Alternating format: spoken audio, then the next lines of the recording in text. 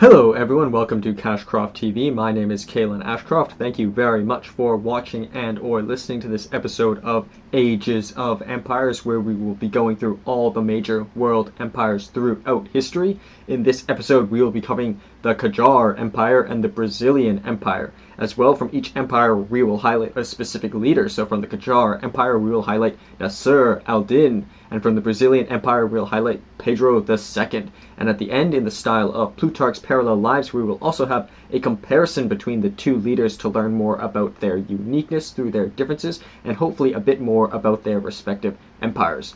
So, with the first empire.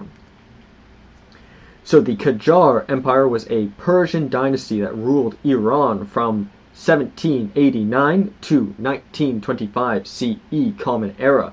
Its history is marked by both periods of relative stability and significant decline, as we shall highlight, eventually leading to its downfall. Below, and therefore we'll seek to find a history of its rise and fall, which is the common structure through which we put all these empires. So perhaps we can apply these lessons today to see how empires or states might rise and fall. So for some additional background information, so the Qajar dynasty was an Iranian dynasty, once again founded by Muhammad Khan, who reigned from 1789 to 1797, of the Quanulu clan of the Turkoman Qajar tribe. So that's where they come from, the Quanulu tribe, which is of Turkmen Qajar tribe, and therefore they actually had a distinct language, in fact even Azerbaijani in some ways, and they're even distinct from their necessarily Persian majority, as we shall see perhaps. So as for the rise of the Qajar Empire from 1789 to 1834, so with the establishment of the dynasties, the Qajar dynasty was founded by Aga Muhammad Khan, the Qajar, a leader of the Qajar tribe, which was of Turkic origin. After the collapse of the Zand dynasty, Aga Muhammad Khan sought to reunify Iran, which eventually fragmented into various regional powers. In 1789, he was formally recognized as Shah, or King, as they refer to them in that term, Shah. So that we have Muhammad Khan Shah, marking the beginning of the Qajar dynasty with this Aga Muhammad Khan. As for consolidation of power, so Aga Muhammad Khan was a ruthless and determined leader. He moved the capital to Tehran and subdued various tribal leaders and regional rulers as well. In 1789, he was formally recognized as Shah, marking the beginning of the Qajar dynasty, as mentioned. His most notable military achievement was the conquest of Georgia, a region that had declared independence from Persia. However, his reign was cut short when he was assassinated in 1797. As for Fath Ali Shah's rule from 1797 to 1834, Fath Ali Shah, Aga Muhammad Khan's nephew, succeeded him after the latter's assassination. After Aga Muhammad Khan's assassination, Fath Ali Shah's reign was marked by efforts to strengthen the centralized government, expand the military, and build alliances with European powers. Furthermore, the empire faced external pressures, particularly from Russia, leading to significant territorial losses during this period, including the Treaty of Gulistan in 1813 and the Treaty of Turkmenchay in 1828, which ceded large parts of the Caucasus to Russia. So, a difficult time under this individual's leadership. As for the peak of this empire, and ultimately leading to its decline from 1834 to 1906, Muhammad Shah's reign from 1834 to 1848, Fath Ali Shah succeeded his grandson Muhammad Shah, and his reign was characterized by his attempts to modernize the country, but he faced internal strife and external threats, particularly from Britain and Russia, which were increasingly interested in Persian affairs. As for Naser al-Din Shah's rule from 1848 to 1896, who we'll highlight in a specific biography, and perhaps this could be considered the peak of the Qajar Empire as well. Naser al-Din Shah's long reign is often considered the high point of the Qajar dynasty. He introduced various reforms, including modernization of the army and administration and encouraging the development of infrastructure. However, his efforts were hampered by financial difficulties, corruption, and foreign interference. During his reign, Persia became increasingly indebted to European powers, and the country's sovereignty was gradually eroded. So, in some ways, they benefited from their alliances with the European powers, but ultimately they ultimately ended up ceding territories and ceding power to them in the end. As for the tobacco protest in 1891, a significant event during Naser al-Din Shah's reign was the tobacco protest, a mass movement against a tobacco concession granted to a British company.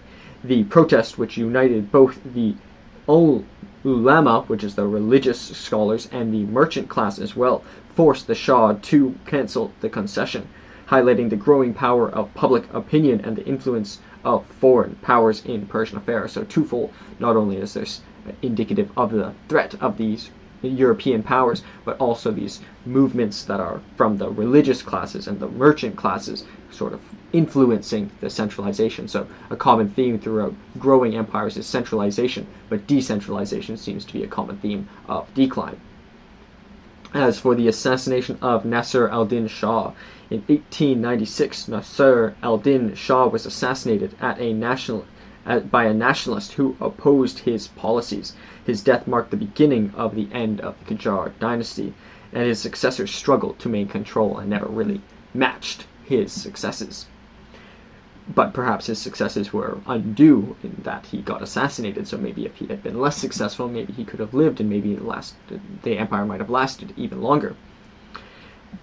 As for Mozaffar al-Din Shah and the constitutional revolution in 1906, so Naser al-Din Shah succeeded by his son Mozaffar al-Din Shah, who was weak and ineffective ruler, and perhaps part of it was through the transition he was assassinated, so maybe it caught him by surprise. Maybe if he had more time to prepare, maybe he would have been a better ruler.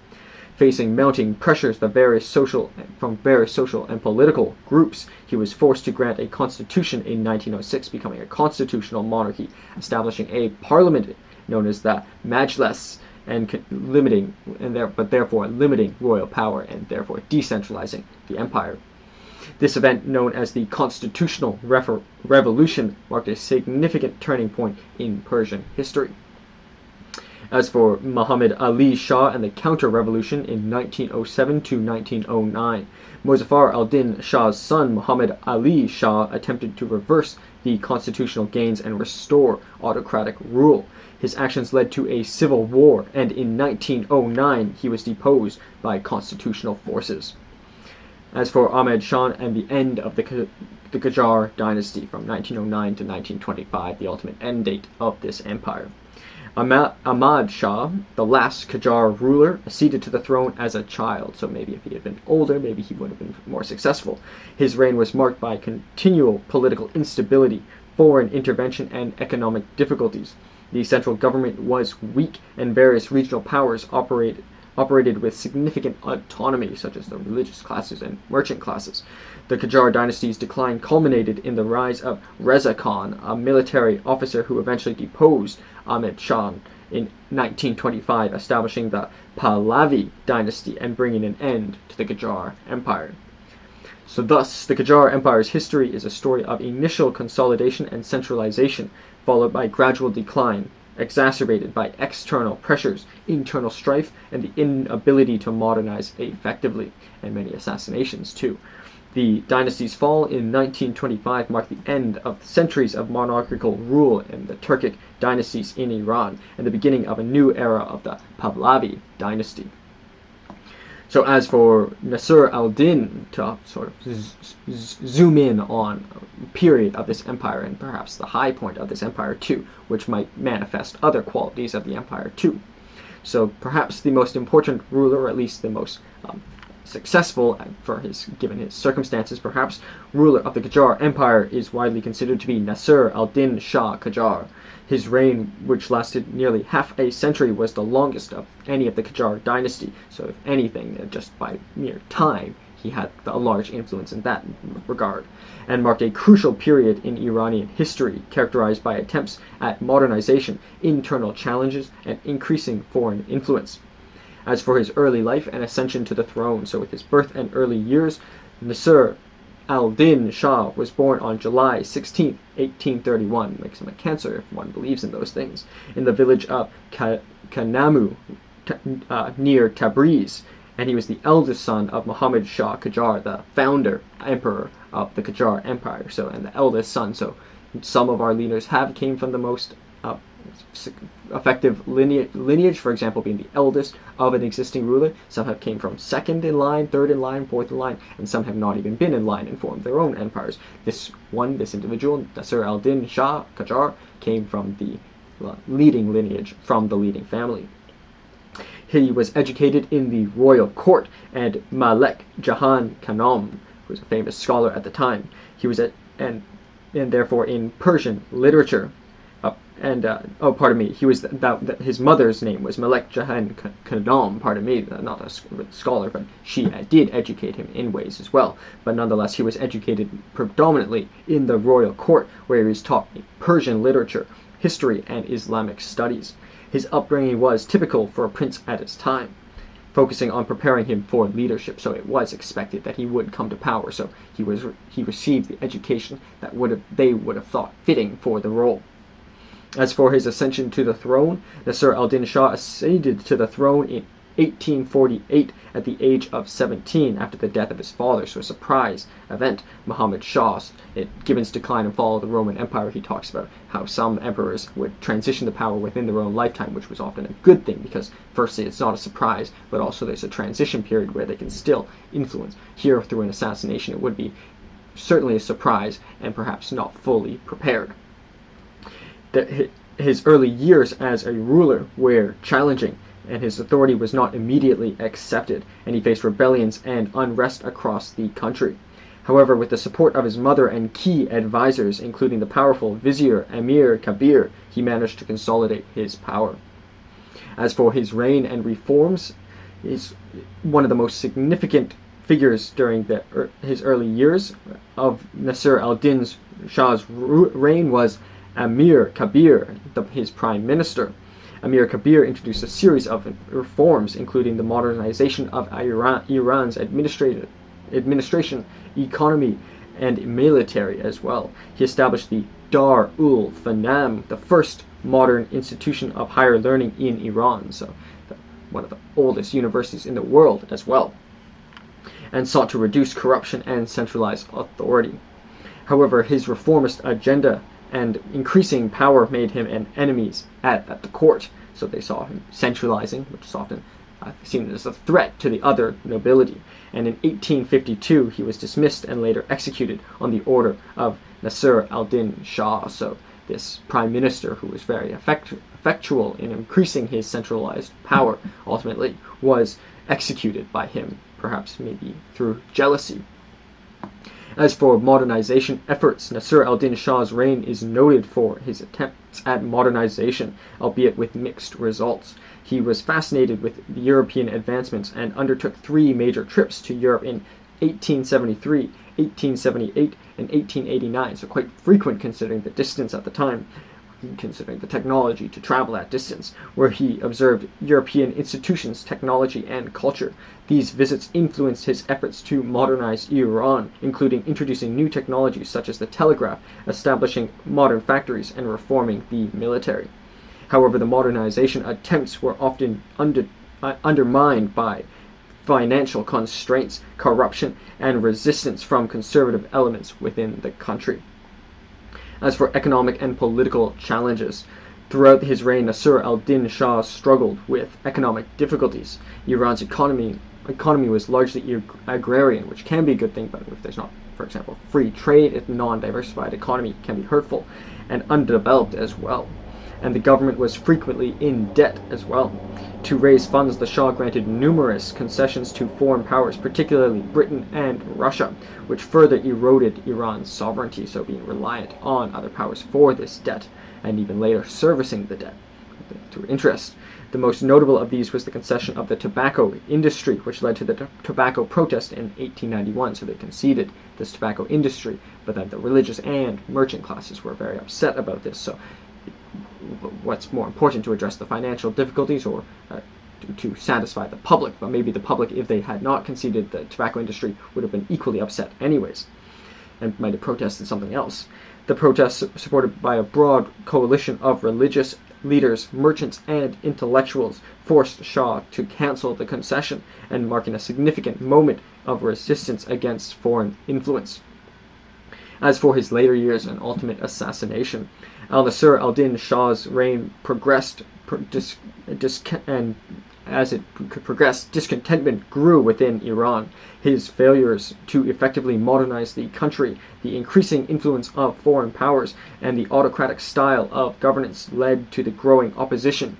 Intellectuals, students, and clerics began to demand greater political freedom and reforms, and leading to his assassination on May the 1st, 1896. Naser al-Shah was assassinated by Mirza Reza Kermani, a follower of Jamal al-Din al-Afghani, a prominent intellectual and advocate for pan-Islamism and anti-imperialism. The assassination took place at the Shah Abdul Azim Shrine near Tehran, in the capital, just before Shah was to celebrate his 50th year on the throne, so just shy of 50 years as leader of this empire. His death marked the end of an era of success, relative success, and therefore led to the acceleration of the decline of the Qajar Empire. As for his legacy and historical significance, so Naser al-Din Shah's reign is one of the most significant periods in Iran's modern history. His efforts to modernize the country, though only partially successful, laid the groundwork for future reforms. However, his inability to effectively resist foreign influence and address the internal issues ultimately weakened his state. So perhaps he was relying on these external powers, but not appeasing his people. But if maybe he could not appease the people without relying on these external powers and debt, for example. His assassination was a prelude to the constitutional revolution in 1906, which sought to limit the power of the monarchy and introduce democratic reforms. It must be noted, however, that the first and his father was also assassinated, so it's maybe foreshadowing his own life. Maybe he might have even expected this would be the way he would go, like his father. Furthermore, Naser al-Din Shah is remembered as a complex figure, a ruler who was both a modernizer and an autocrat, whose reign was marked by both progress and challenges, and profound challenges even. His impact on Iran was profound as well, shaping the trajectory of the country in the years leading up to the fall of the Qajar dynasty. So that is the very important and significant Qajar Empire, and we're getting really close to modern history too. This is even through the First World War, for example, and even into the Second World War, so very important period in history, in modern history as well. And Naser al-Din Shah really manifests perhaps the spirit of both the success and the failures of the Qajar Empire.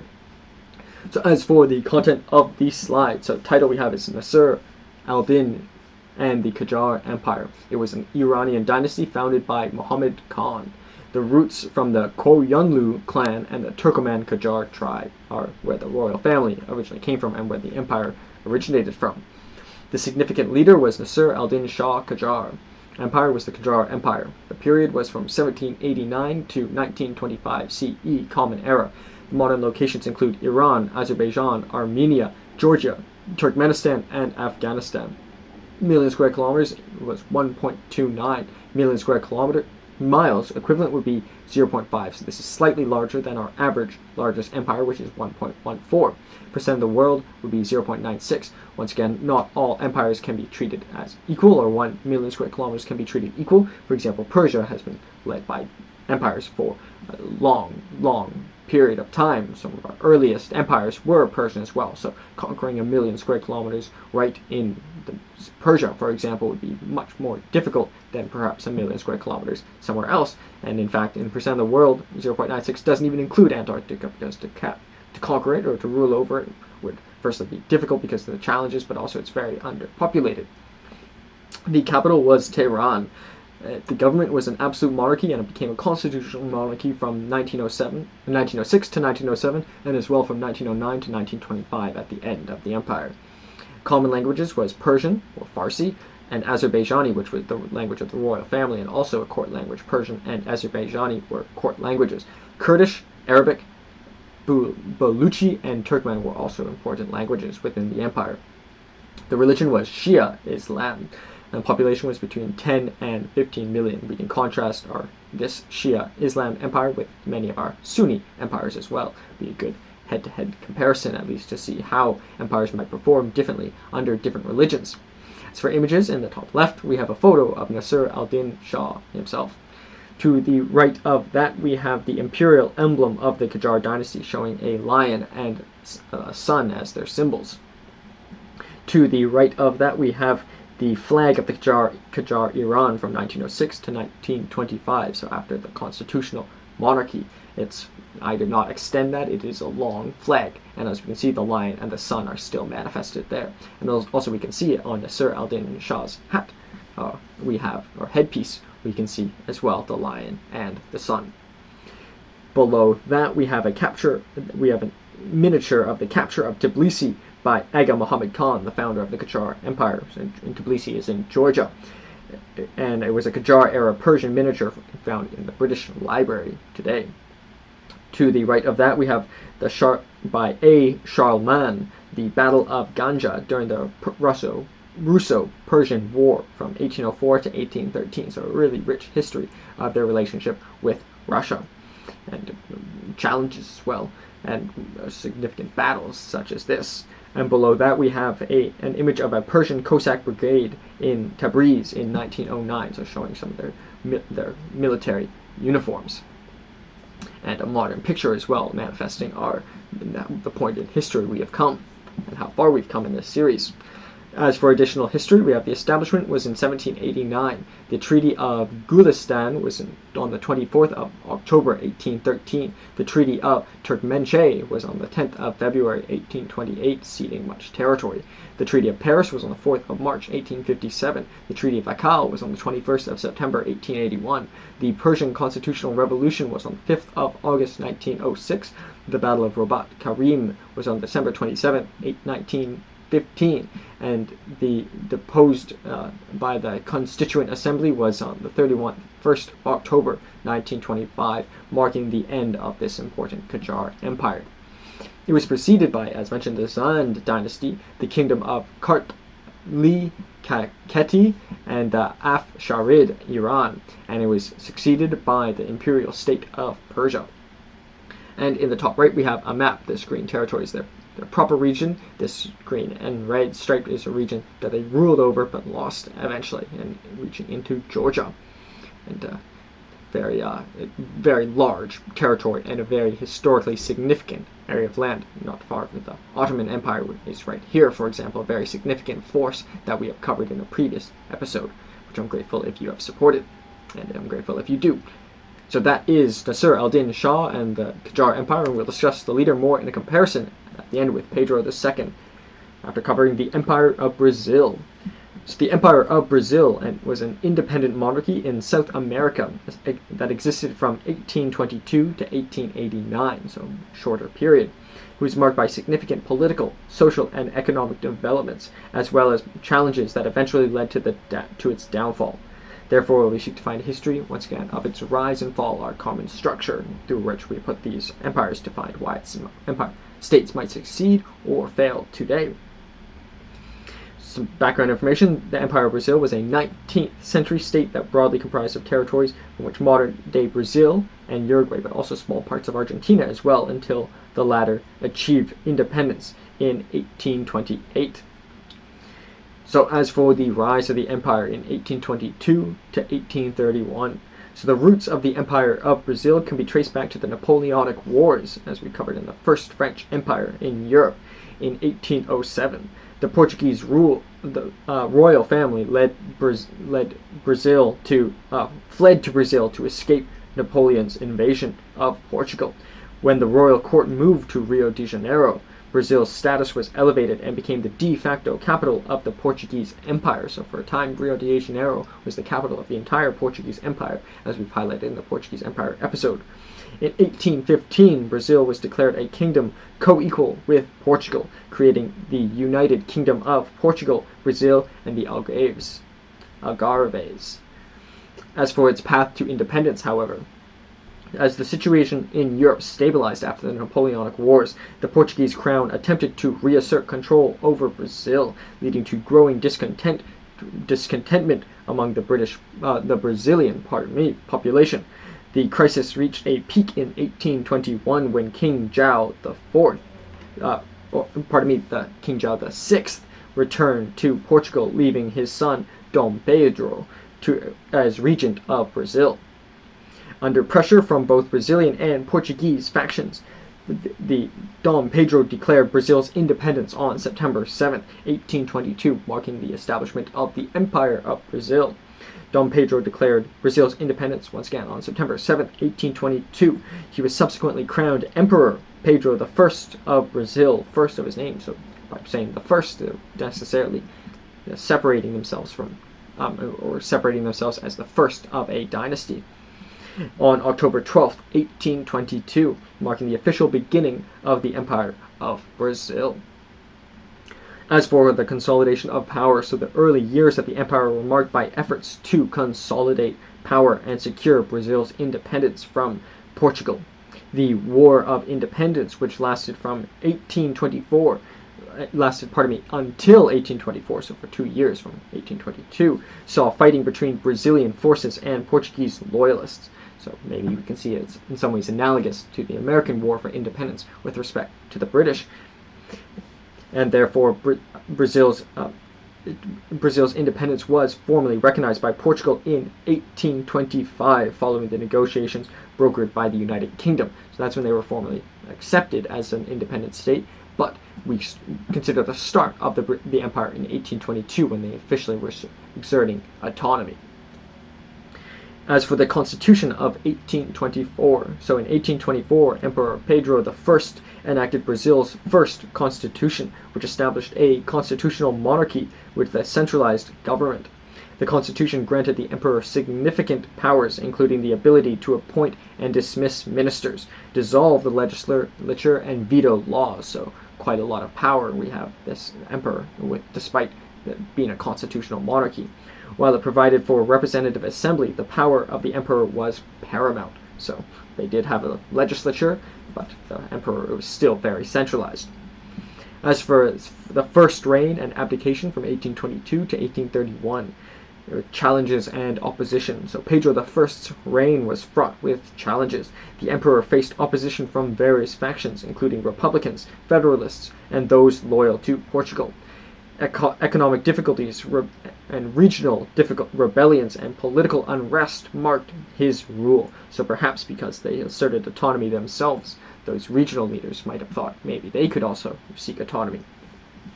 Additionally, his foreign policy, particularly the involvement in the Cisplatin War from 1825 to 1828 with Argentina over control over Uruguay, led to significant and further discontentment. The war ended with the independence of Uruguay, which was a blow to Brazil's prestige. As for the abdication of Pedro I, by 1831, Pedro I's position had become increasingly untenable or difficult to maintain. His authoritarian style, coupled with growing dissatisfaction among the military, political elites, and the public, led to widespread protests and unrest. Facing mounting pressures, Pedro I abdicated the throne on April 7, 1831, in favor of his son, Dom Pedro II, who was only 5 years old at the time, so seems kind of like hiding from authority but still trying to maintain it. He leaves the throne to his 5-year-old son, so still has the power in his family, but doesn't have to necessarily have the responsibilities. But however, Pedro I returned to Europe during this time, where he eventually became King Pedro IV of Portugal. As for the Regency period and the second reign from 1831 to 1889, so the Regency period from 1831 to 1840 Following Pedro I's abdication, Brazil entered a period of regency, as Pedro II was too young to rule, and we'll highlight Pedro II in a specific biography as well. This period was marked by instability, regional revolts, and political strife. The regency struggled to maintain order, and various provinces sought greater autonomy, leading to revolts such as the Cambanangum in Para from 1835 to 1840, and as well the Ragamuffin War in Rio Grande do Sul in 1835 to 1845, and the Balada in Maranhão, in 1838 to 1841. Pardon me for my pronunciation. I'm not a native Portuguese speaker, but I'm trying to also do phonetical, so I'm probably being even worse by trying to be in between. As for the early reign of Pedro II, however, we'll highlight this more in his biography. In 1840, amidst political turmoil, a movement known as the Coup of the Majority declared Pedro II then at the time 14 years old, Pedro II, allowing him to assume full powers as emperor. So at 14, so 5, he had a regency period. At 14, he formally became officially the emperor. His early reign focused on restoring stability and centralizing authority. Under Pedro II's leadership, Brazil experienced a period of relative peace and economic growth and territorial consolidation. His reign is often considered a golden age of the Brazilian Empire, if there was, because there's only 2 leaders under the empire, but perhaps outperforming his father, Pedro I, who had fled to Portugal. As for modernization and economic growth, Pedro II was a forward-thinking ruler who supported modernization and education, perhaps because he recently came out of the education system. His reign saw the expansion of infrastructure, including railways, telegraphs, and steamship lines. The coffee industry became the backbone of Brazil's economy, driving economic growth and attracting European immigrants to work in the plantations. Pedro II also promoted scientific and cultural endeavors, fostering a sense of national identity. So we often note that a stronger religion is a unifying force. There's Guns, Germs, and Steel, which talks of unifying forces. Firstly, currency is a very unifying force. Not everyone might speak the same language, but currency is a unifier as well. Religions and culture as well, so a form of centralization too. As for slavery and the abolition movement, one of the most significant issues during Pedro II's reign was slavery. Brazil was the last country in the Americas to abolish slavery, which was a deeply entrenched institution in the British society and economy. The abolitionist movement gained momentum in the 19th century, leading to the gradual emancipation of slaves during the time of Pedro II. The final blow to slavery came with the signing of the Lei Aurea, or the Golden Law, by Princess Isabel, Pedro II's daughter, on May 13, 1888, which abolished slavery entirely. As for the decline and fall of this empire in 1889, with political and social discontentment. So despite Pedro II's popularity, various factors contributed to the decline of the empire that in the late 19th century. The abolition of slavery caused economic upheaval and dissatisfaction among the planter class. Additionally, the military, which had played a key role in maintaining order, became increasingly politicized and disillusioned with the monarchy. The growth of the republicanism, coupled with a sense of stagnation and the aging emperor's apparent lack of interest in maintaining power, further weakened the monarchy's position. So there's even a sense of apathy within Pedro II's life as well. He didn't even necessarily understand his role fully in this modern period, being an emperor when emperors were no longer very common. The military coup and proclamation of the republic, or at least the term emperor, was more of a historical thing, and to be an emperor in the 19th century, when states were starting to become more parliamentarian or republican, he started to become a little bit apathetic. As for the military coup and proclamation of the republic, on November 15, 1889, a group of military officers led by Marshal Deodoro da Fonseca staged a coup d'etat, or military coup that overthrew the monarchy.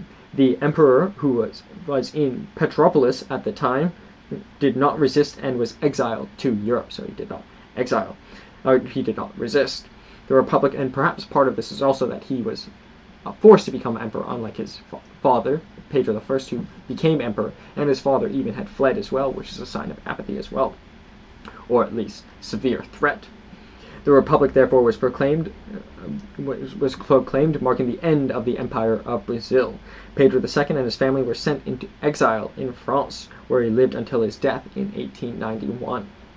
As for the legacy of the Empire of Brazil. So the Empire of Brazil left a lasting legacy on the country's political, social, and cultural development. Pedro II's reign is often remembered as a period of relative stability and progress, especially in comparison to the tumultuous republic that followed. So if we thought this was tumultuous, the republic was even more so, and perhaps times were not as bad also as his father as well. Furthermore, the abolition of slavery, although belated, the last in the Americas, was a significant achievement that had profound social and economic implications. The fall of the empire marked the end of the monarchical tradition in Brazil and the beginning of the first Brazilian republic, the successor state. However, the memory of the empire, particularly in the figure of Pedro II, remains a significant part of Brazil's national history, symbolizing a period of unity, modernization, and a transition to a new political era.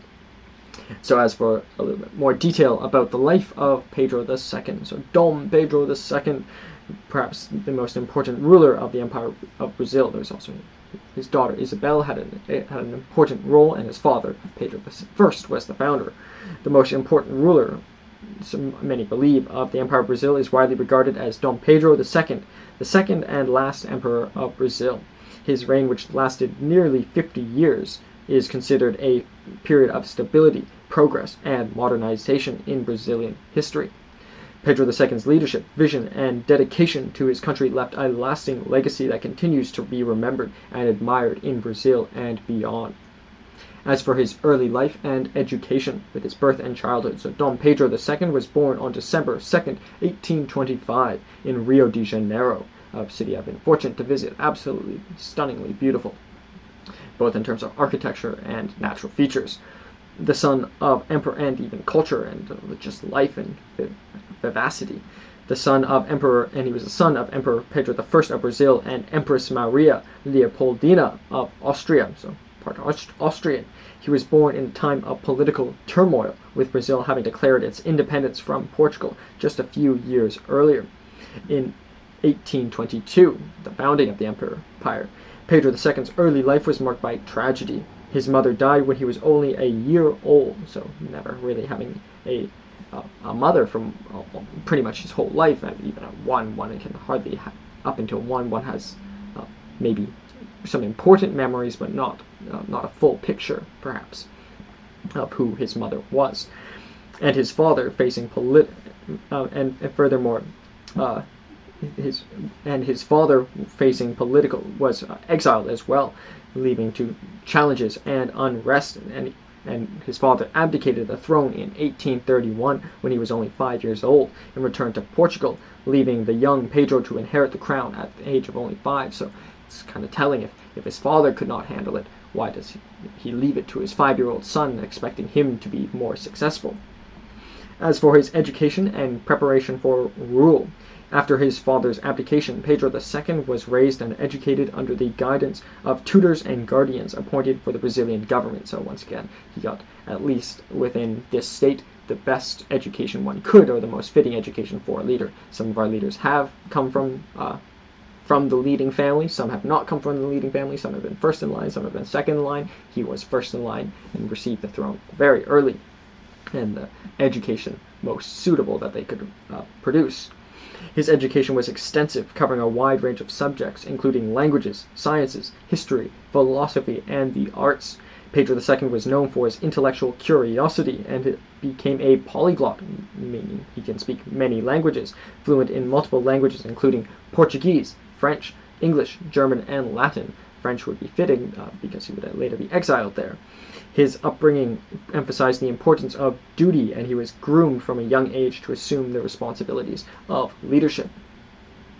As for his ascension to the throne with his regency period, during Pedro II's childhood, Brazil was governed by a series of regents as he was too young to rule, so regents in place as the monarch. The regency period lasted from 1831 to 1840, and it was marked by political instability, regional revolts, and power struggles, which threatened the unity of the country.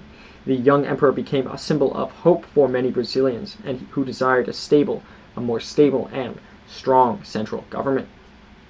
As for his early reign and the coup of the majority, so in 1840, at the age of 14, Pedro II was declared of age by the Brazilian parliament in what became known as the coup of the majority. This move was orchestrated by political leaders eager to restore stability in the country by placing the young emperor on the role, whom perhaps they hoped they could influence. Pedro II was formally crowned on July 18, 1841. Despite his youth, he quickly demonstrated a strong sense of responsibility and commitment as in his role as emperor.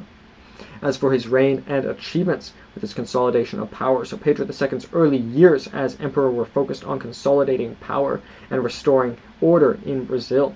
He worked to strengthen the central government, suppress regional revolts, and maintain the territorial integrity of the country.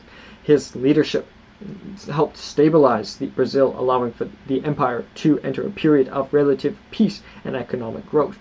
A period, once again, and relative peace. As for his reign and achievements with his consolidation of power, Pedro II's early years as emperor were focused on consolidating power and restoring order in Brazil, again. As for his modernization and progress, Pedro II was a progressive ruler who championed modernization and development within Brazil. Some of the infrastructure still exists till this day.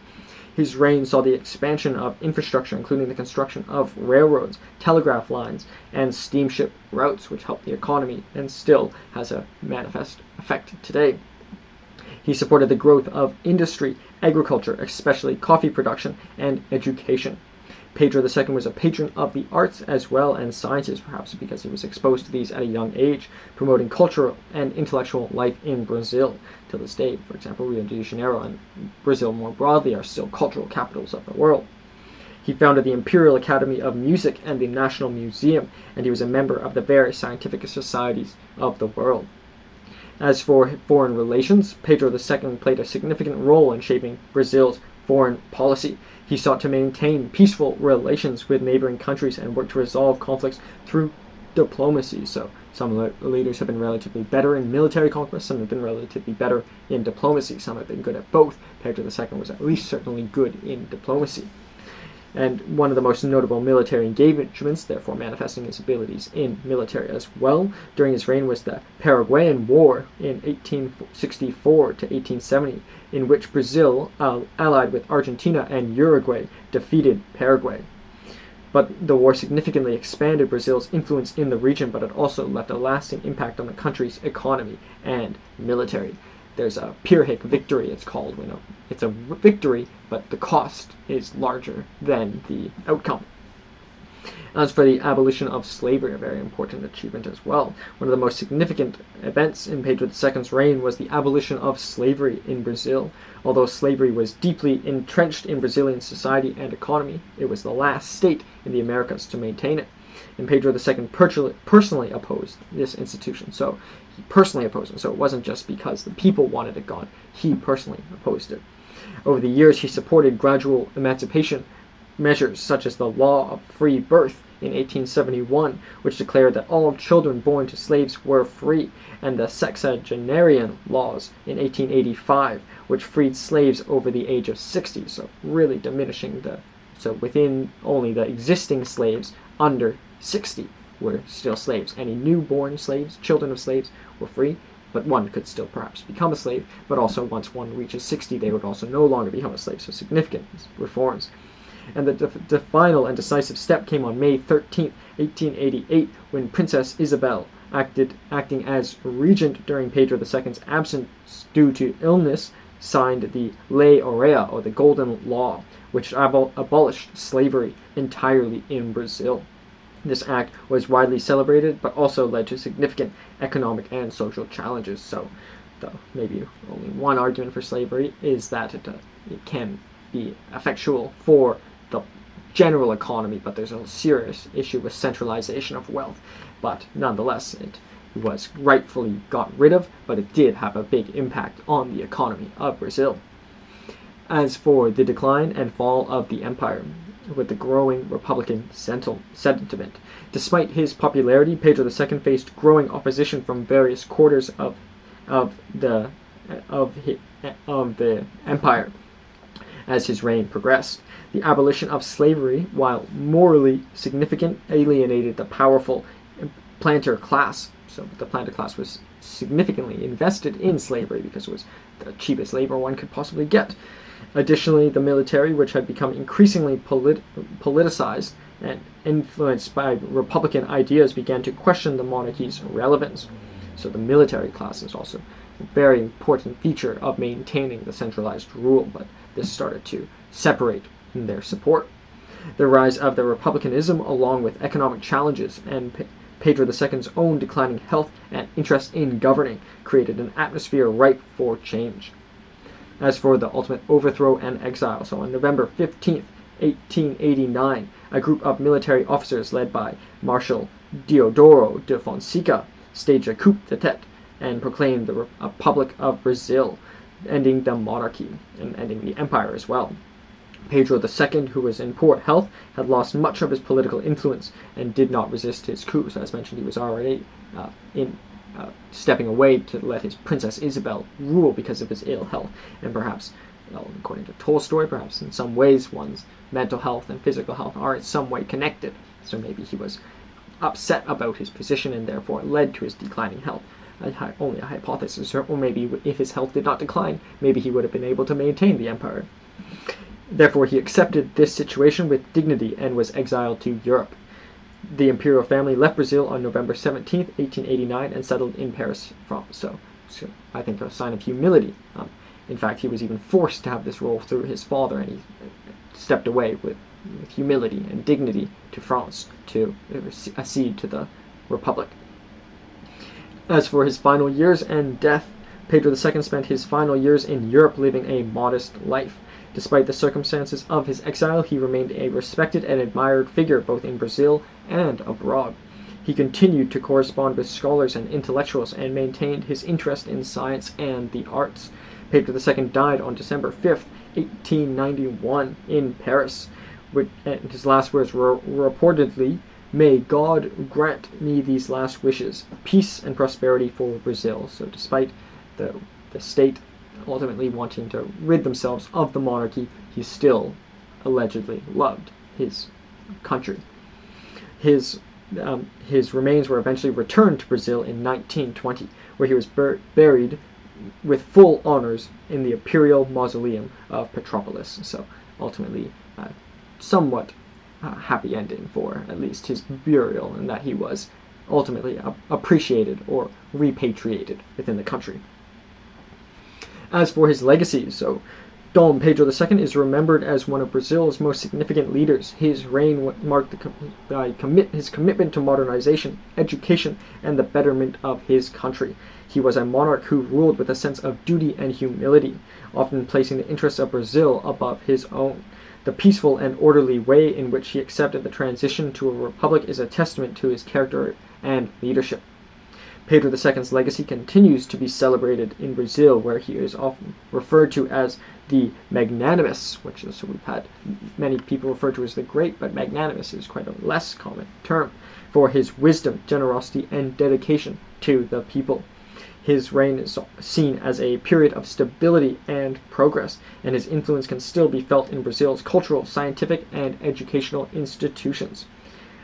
So that is the important Empire of Brazil, a very important period of history, and sort of a subset of the Portuguese Empire. Also we have, for example, the Iberian Union, where Spain and Portugal were temporarily separated as well. So all these empires sort of overlap in some ways, but also separate. So, title of the slide, we have Pedro II and the Empire of Brazil. It was a state in Brazil, Uruguay, and Argentina, small parts of Argentina, that achieved independence from the Kingdom of Portugal. It was overthrown in a coup d'etat, forming the first Brazilian republic.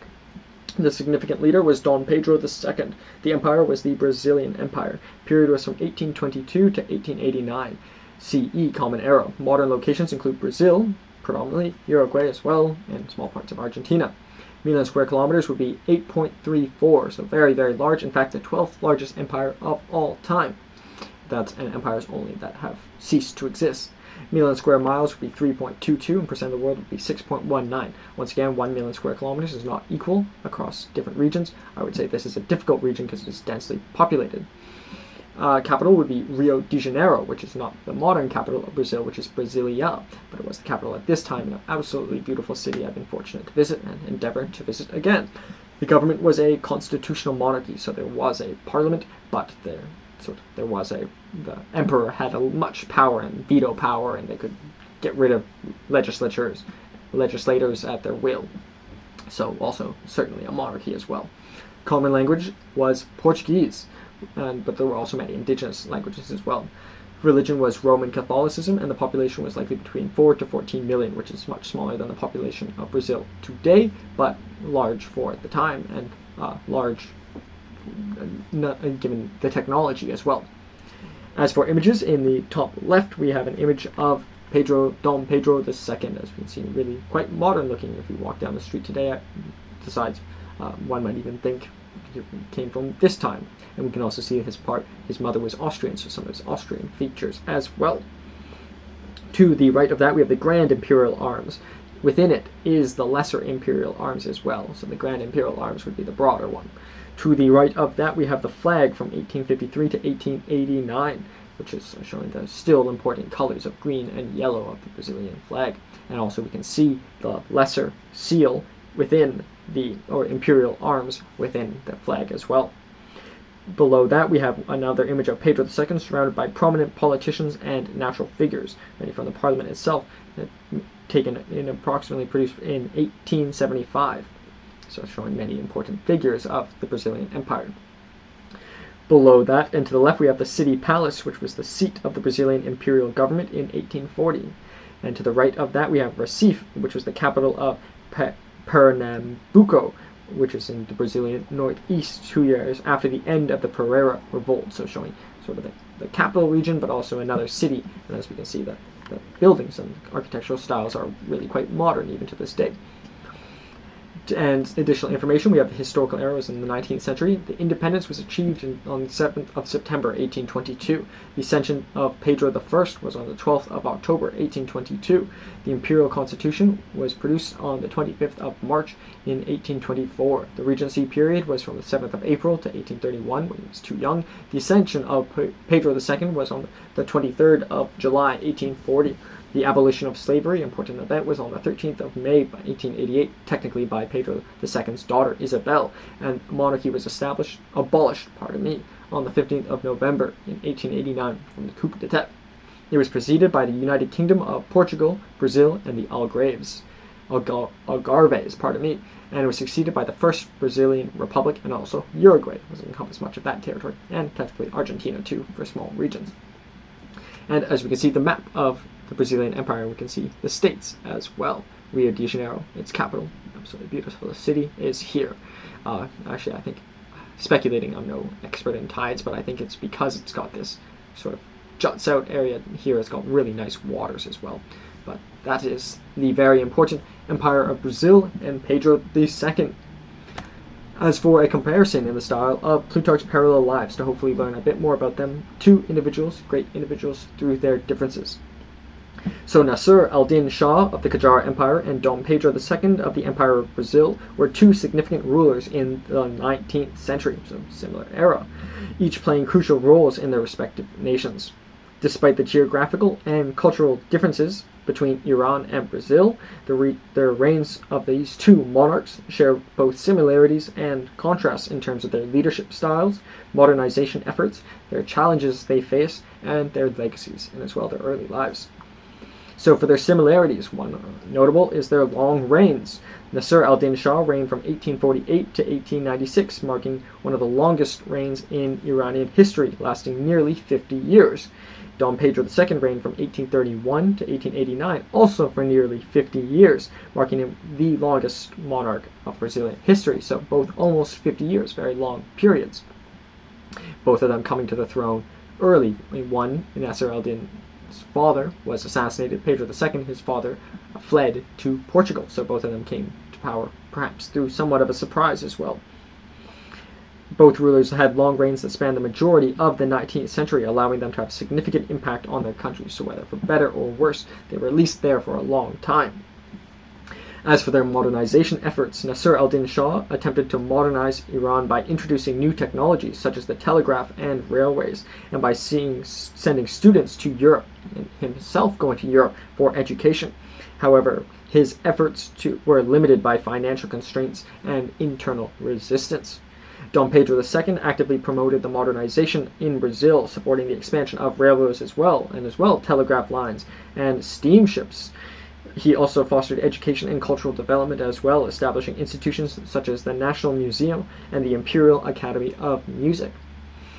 Both monarchs recognized for their importance of modernization and sought to bring their countries closer to contemporary global standards, though with varying degrees of success. You must note that Pedro II also abolished slavery too, bringing it closer to modern standards. But Naser al-Din, perhaps, he was sort of allied with the Europeans, maybe through necessity as well. So some caveats. Furthermore, Dom Pedro II, while Brazil was more politically independent, Dom Pedro II maintained close diplomatic relations with European powers and sought to learn from European advancements. His foreign policy was generally more autonomous compared to Naser al-Din Shah. Furthermore, both rulers navigated their foreign influence, but while Naser al-Din Shah struggled with external control, Dom Pedro II maintained a more balanced relationship with foreign powers. As for their challenges to authority, so Naser al-Din Shah faced significant internal challenges, including corruption, economic difficulties, and growing opposition from reformists and religious leaders. His reign ended with his assassination, and was the result of rising discontent, so assassinated just like his father. As for Dom Pedro II, he encountered growing Republican sentiment, economic challenges, and military discontentment as well towards the end of his reign. Although he was not overthrown violently like Naser al-Din Shah, he was deposed by a military coup and exiled. Perhaps if he had stayed, though, maybe he would have been assassinated as well. But maybe Naser al-Din Shah, maybe he could have gone into exile or fled, but maybe it was also courageous to stay. But nonetheless, different fates, despite both of them ultimately being deposed, one through death and one through exile. Both monarchs furthermore faced increasing opposition as their reigns progressed, ultimately leading to the end of their rule through different means.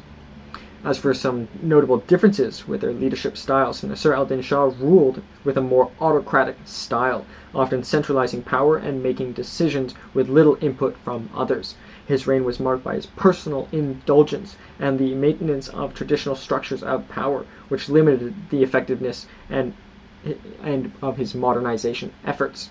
As for Dom Pedro II, was known for a more enlightened and progressive approach.